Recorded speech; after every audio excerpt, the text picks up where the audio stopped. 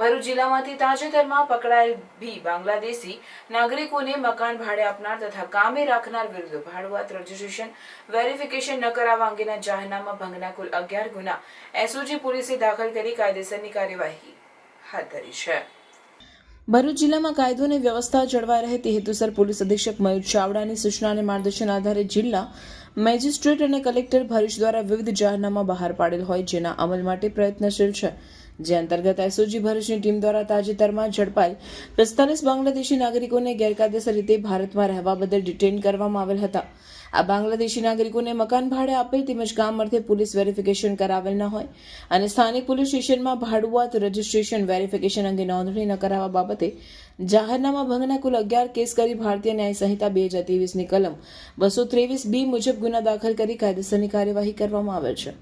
તે ઉપરાંત ભરૂચ જિલ્લા પોલીસ દ્વારા અગાઉ પણ ડ્રાઈવ દરમિયાન કુલ 59 ગેરકાયદેસર બાંગ્લાદેશી નાગરિકોને ઝડપી પાડેલ હતા. તે બાબતે પણ તેઓને મકાન ભાડે આપેલ તેમજ કામ અર્થે પોલીસ વેરિફિકેશન કરાવેલ ન હોય તે દિશામાં તપાસ હાથ ધરી કાયદેસરની કાર્યવાહી કરવા તજવીજ હાથ ધરવામાં આવી છે.